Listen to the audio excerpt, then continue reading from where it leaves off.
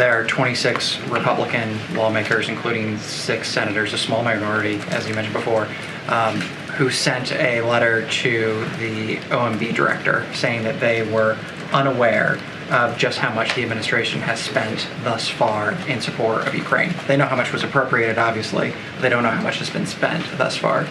Do you have a general figure you can give us?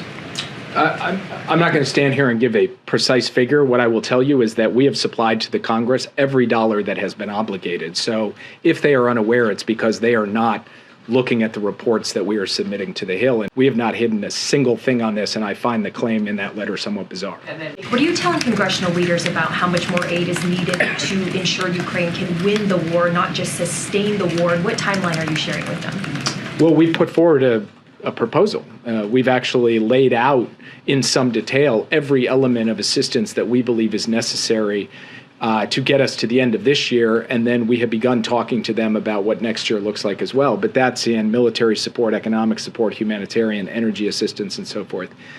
War is inherently unpredictable, of course. So I can't look you in the eye, and I certainly can't look them in the eye and predict exactly what's going to happen on exactly what timetable. And therefore, we need to have a degree of flexibility and adaptability in our approach, as we have since the beginning of this conflict. That will continue fiscal year to the end of the calendar year, basically September 30th to the end of the year. So there's not a single dollar amount that is necessary for all time. We need funding to keep going, meaning that if, for example, the Congress passed a shorter package, you could have a proportional amount or a longer package, et cetera. New package need to be passed. We will want to see additional funding for Ukraine after the end of the fiscal year, so after September 30th, meaning that we would like additional resources from the Congress on October 1st to be able to ensure that there's no disruption in the supply of funding to Ukraine. What point would there be a disruption? If we pass, what date would there be a disruption, given the fears about this not passing? Well, I mean, there's a sliding scale of disruption, but the day after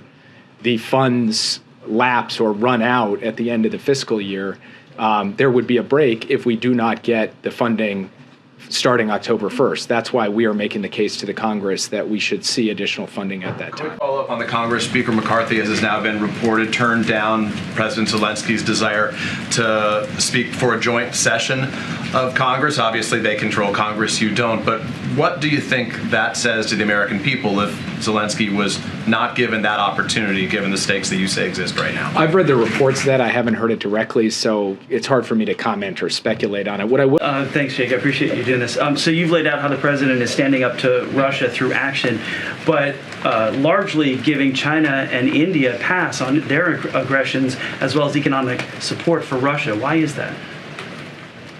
Can you repeat the question? Sure. You've laid out how the president's been standing up for Russia through action, but when it comes to India and China, the president's largely given them a pass for their aggressions as well as the economic support they're giving to Russia. Why is that? What do you mean by aggression? Well, so for instance, India, they've made a deal with, economic aggression, I guess. They made a deal with 18 countries to not use dollars to trade in. India is on a U.S. watch list for intellectual property theft of U.S. companies. India is part of BRICS, and so that's what I'm talking about with India. With China, the aggressions, the hacking that they've done, the spy balloons, as well as their intellectual property issues. I mean, first of all, we've stood up over. I'm not sure if your question is about Ukraine or just about other things generically and so forth. Why aren't we seeing the same kind of actions standing up against China and India? I mean, we've taken a variety of actions to protect